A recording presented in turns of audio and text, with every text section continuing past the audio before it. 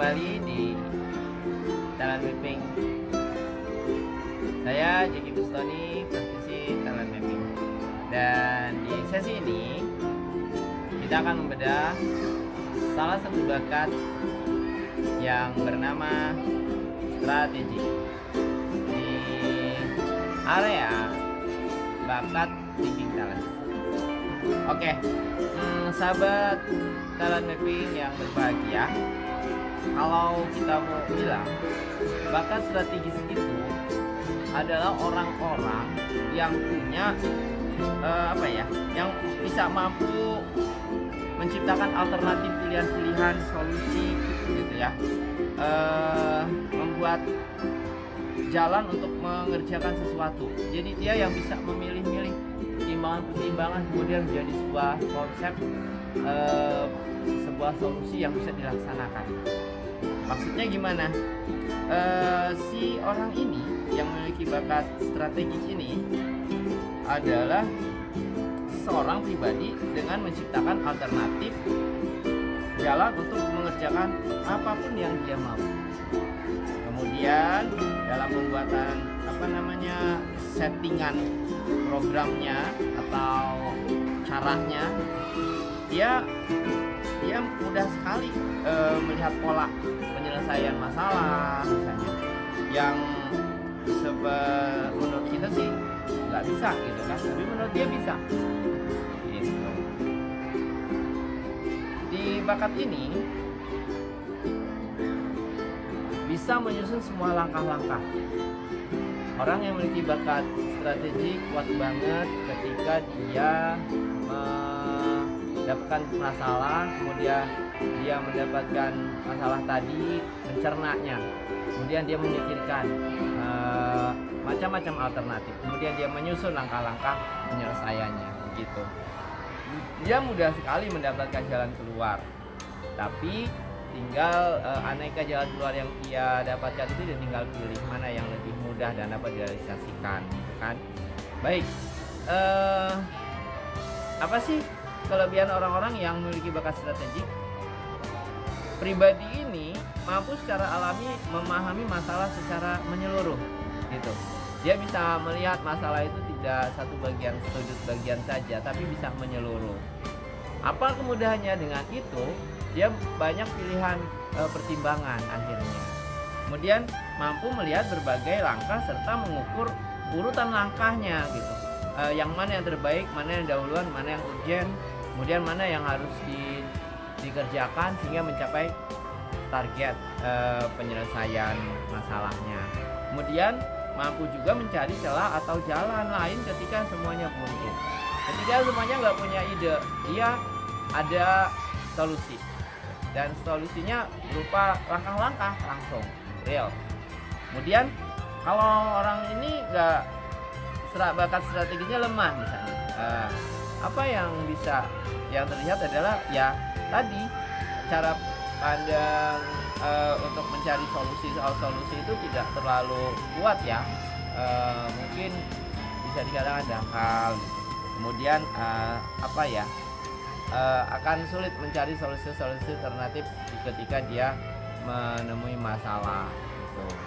Dan apa sih solusinya? Bagi yang memiliki bakat strategi lemah ya harus tandem, harus barengan dengan berkolaborasi maksudnya bersama orang-orang yang personalitinya memiliki bakat strategi. Baik, potensi kekuatan yang mungkin ada pada orang yang memiliki bakat strategi biasanya satu ya, motivator. Ini dikombinasi dengan bakat strategik dan developer, kemudian positivity. Kemudian ada kreator. Dengan ini kombinasi bakat strategiknya bersama bakat ideation dan futuristic. Ada juga sih marketing, menggunakan kombinasi bakat strategi, communication ya, sama signifikan. Terus marketing ya dengan kombinasi bakat, strategi, communication dan signifikan. Ada juga sih Advertiser ini menggunakan kombinasi bakat strategik, arranger, dan analytical. Jadi orang-orang ini akan banyak ya kombinasi bakat yang bisa menghasilkan potensi kekuatan dari bakat strategi. Tinggal dia punya kekuatan besarnya apa aja kan. Nah, kalau dilihat dari perannya apa yang bisa diambil dari bakat, contoh peran maksudnya dari yang memiliki bakat strategi kuat. Banyak. Tadi wartawan, gimana dia mendapatkan data, menghasilkan data, kemudian cara dia mendapatkannya, dia mengukur itu.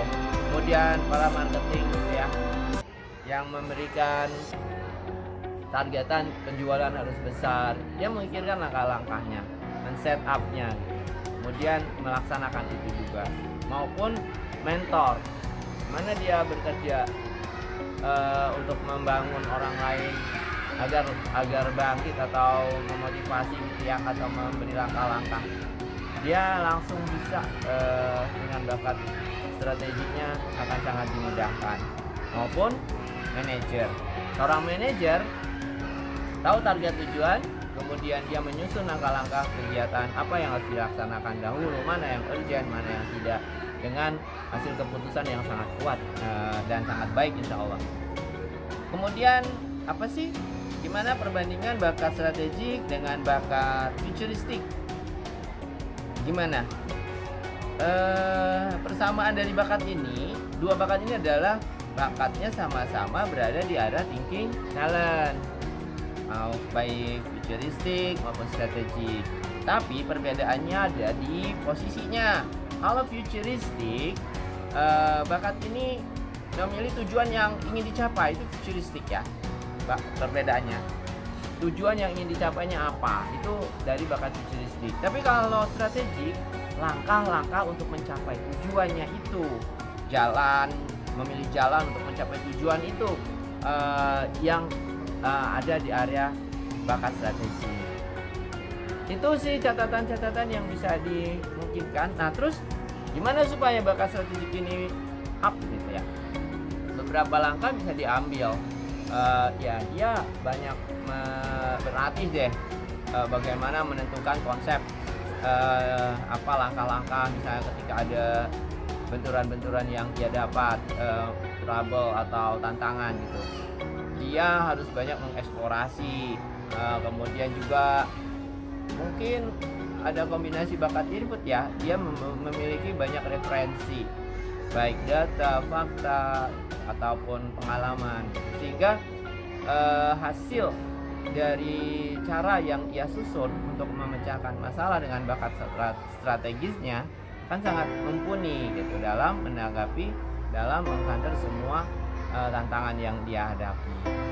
Itu sih. Ada juga sih, silahkan berlatih, berkolaborasi misalnya dengan kekuatan orang-orang yang memiliki kekuatan bakat lainnya.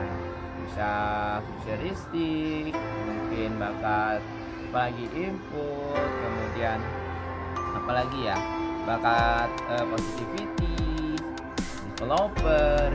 Kombinasi bakat-bakat tadi akan menjadikan potensi kekuatannya sangat maksimal. Mungkin itu yang bisa saya sampaikan di pembahasan bedah bakat strategik dari Thinking Talent. Semoga di kajian bedah bakat ini, bahasan bakat strategik ini bisa bermanfaat. Mohon maaf, saya juga masih belajar, sehingga mari kita saling berkolaborasi ya. Jangan lupa tulis saran ataupun komen Anda di channel ini, kemudian silahkan berbagi, dan tunggu nanti bahasan selanjutnya di bakat-bakat yang lain bersama saya Jeki Sony di Talent Mapping. Terima kasih. Wassalamualaikum warahmatullahi wabarakatuh.